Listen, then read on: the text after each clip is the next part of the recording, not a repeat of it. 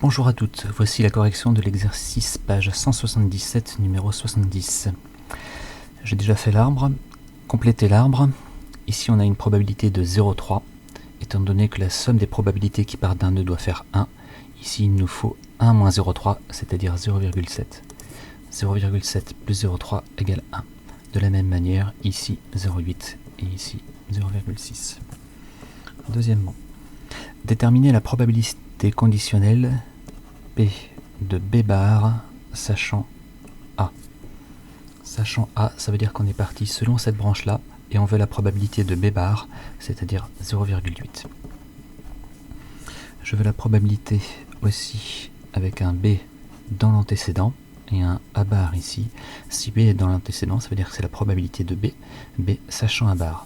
Sachant que je suis à A bar ici, la probabilité de B, 0,6. Ensuite, P de A inter B bar. A inter B bar, je suis passé par A et par B bar. J'ai fait ce chemin-là. La probabilité d'arriver ici, je multiplie les probabilités sur les branches, 0,7 fois 0,8.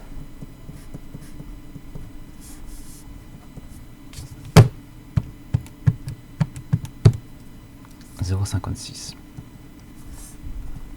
Ensuite, P de A bar inter B bar. Même procédé, A bar inter B bar, 0,3 fois 0,4.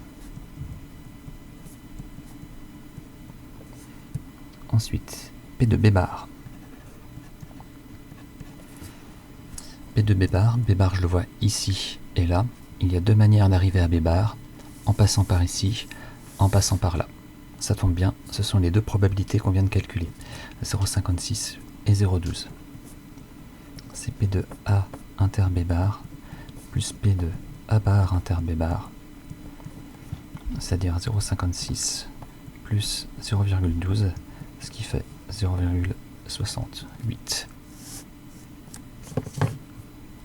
Ensuite, je veux P de A sachant B bar.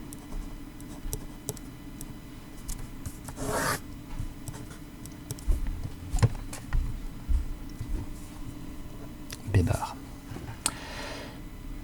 Mon arbre ne part pas selon B bar, donc cette probabilité selon B ou B bar. Donc cette probabilité n'apparaît pas dans l'arbre.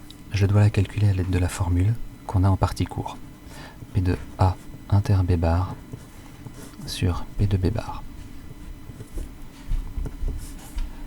Ça tombe bien, P de B bar, je l'ai, ici, 0,68.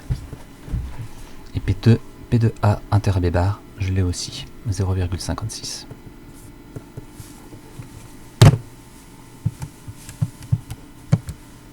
« 0,8235 arrondi à 10 puissance moins 2.